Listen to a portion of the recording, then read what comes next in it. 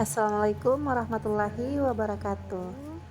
Nah, sekarang kita mau keliling pelataran Masjid Nabawi untuk mengetahui beberapa sejarah tentang bangunan yang ada sekitar Masjid Nabawi. Sebelum lanjut, yang belum subscribe, silahkan subscribe terlebih dahulu. Terima kasih. Sini. Ayo, sini yuk. Kumpul sini yuk. Ya, bismillahirrahmanirrahim. Assalamualaikum warahmatullahi wabarakatuh. Waalaikumsalam warahmatullahi wabarakatuh. Alhamdulillahi amma ba'd. Ya, Bapak Ibu semua, Ibu Kiram, ya tamu-tamu Allah, jamaah skala, ya, semoga Allah rahmati. Ini sekarang di depan kita ini ada masjid. Ada yang tahu namanya masjid apa? Masjid apa namanya? Bukan. Masjid Bukan. Gumama. Oh, ada mama. Masjid Gumama. Masjid Gumama. Ada mama. Nah, yang di sana itu, yang tadi yang kecil itu baru namanya Masjid Abu Bakar. Ya, tahu semua ya, tadi kita lihat semua ya. Yang dilewat ya ini. Yang putih itu namanya, Ada mama. namanya Masjid Ali bin Abi Ali bin Abi Thalib. Bapak Ibu sekalian, Masjid Gumama ini memiliki kisah, agak deketan sini ya, biar nggak terlalu. Masjid Gumamah ini memiliki kisah, yaitu di mana dahulu ketika Rasulullah SAW hidup di Madinah. Berapa tahun, ada yang tahu Nabi Muhammad hidup di Madinah? Ayo, berapa tahun? 11 tahun. Satu ini, satu. 11 tahun. Rasulullah SAW hidup di Madinah selama 11 tahun. Ketika tahun, kalau tidak salah tahun ketiga atau tahun keempat itu Rasulullah di Madinah itu mengalami paceklik air. Hujan tidak turun-turun, panas yang sangat panas. Kalau kita bayangkan ini panas kan, ada AC alhamdulillah ya. Masuk kamar sudah dingin ya. Ini waktu itu zaman Rasulullah nggak ada AC. Jadi benar-benar panas, ada hujan-hujan, kering di mana-mana. Akhirnya apa? Rasulullah SAW bersama para sahabatnya itu kumpul di sini. Untuk apa? Untuk melaksanakan sholat istisqa. Sholat meminta hujan. Jadi dahulu ini Bapak Ibu semua, ini tuh lapangan luas.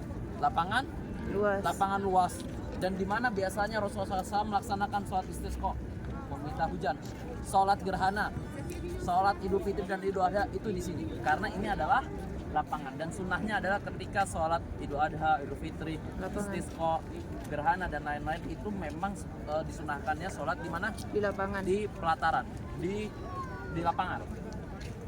Akhirnya Rasulullah dan juga seluruh sahabatnya melaksanakan sholat istisqa di sini, meminta hujan kepada Allah Subhanahu wa taala, dan di situ seluruh sahabat melihat mukjizat yang Allah berikan di tangan Rasulullah SAW, yaitu apa? Al-ghamam. Ghamam itu awan yang sangat padat, awan yang sangat tebal. Jadi seluruh awan yang ada di Madinah ini semua berkumpul di satu. Tebal, tiba-tiba menghitam, yang mengakibatkan apa?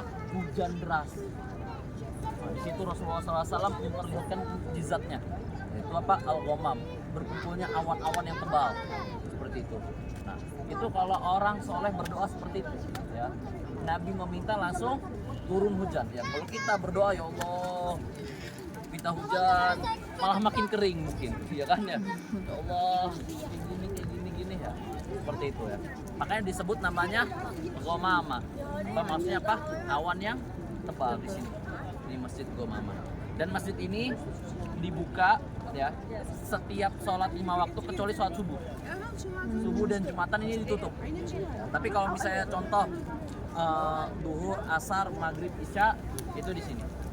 Tapi saya pribadi menyarankan jangan ada yang sholat 5 waktu di sini, karena pahalanya sama. Mending sholat di mana? Masjid Nabawi. Pahalanya yang sudah jelas dikali berapa? 1000. Seperti itu. Nah, yang di sana itu masjid mana namanya? Masjid Abu Bakar. Masjid Abu Bakar itu kenapa disebut Masjid Abu Bakar? Karena ketika zaman Rasulullah, Sayyidina Abu Bakar menjadi khalifah, beliau melaksanakan sholat istisqa, sholat gerhana, sholat Idul Fitri dan Idul Adha. Itu di mana? Di tempat itu. Makanya disebut apa? Masjid Abu Bakar. Seperti itu. Ya. Dan itu kenapa disebut Masjid Ali? Masjid Sayyidina Ali bin Abi Thalib, karena apa? Karena seperti itu juga ceritanya.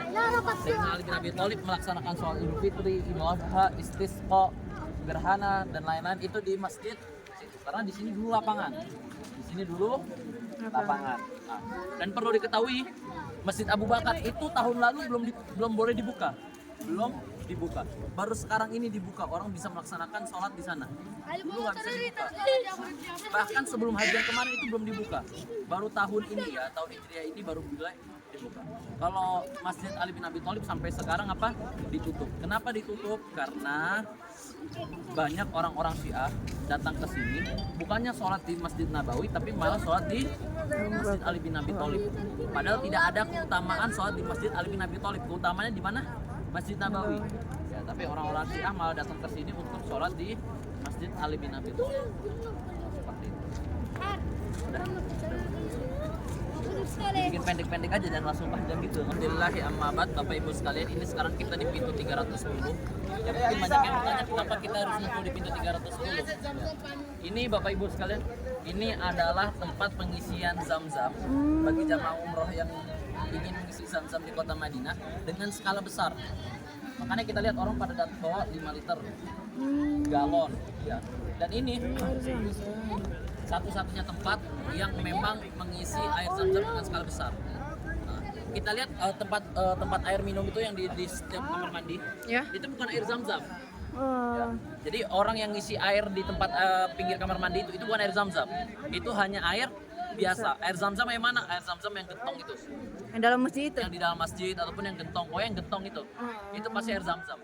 Dan satu lagi di sini. Sini. Di sini. Ini buat skala besar. Alhamdulillah deket banget sama hotel kita. Ya, jadi kalau misalnya ibu-ibu punya botol besar mau ngisi banyak di sini. Oh, bisa. boleh. Boleh di sini. Memang harus skala besar.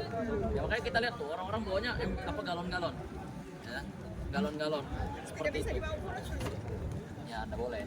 Ya maksudnya buat ditaruh di kamar lah biar Diminum. Karena apa? Karena ada salah satu ulama yang mengatakan nggak boleh kita namanya mengisi air Zam-Zam dari Masjid Nabawi buat di hotel, nggak boleh.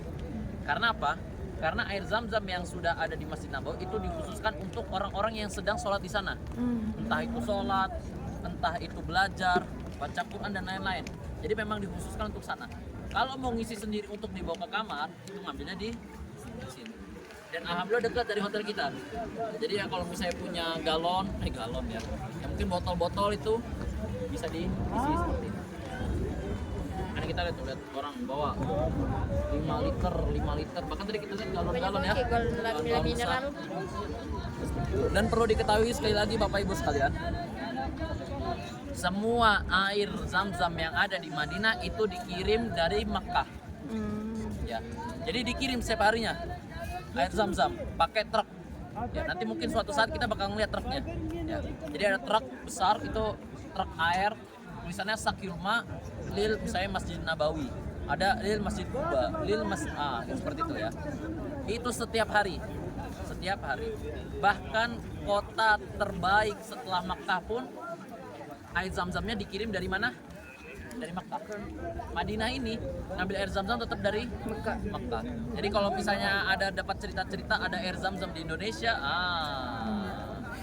Zam-Zam buatan. coba tanya ulang. Ya, ini aja masih dikirim dari Mekah.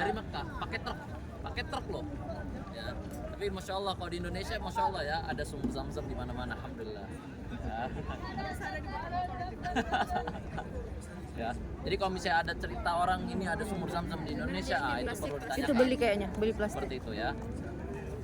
Perlu ditanyakan ya. Jadi sumur Zam-Zam itu hanya ada di Makkah. Madinah pun tidak ada. Ya. Madinah, terus mungkin di Taif, di Jeddah itu semua ngambil dari Makkah. Seperti itu. Ada yang bawa Oh, jadul namanya. ini.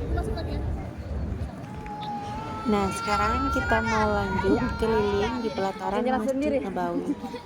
Terima kasih yang telah menonton. Assalamualaikum.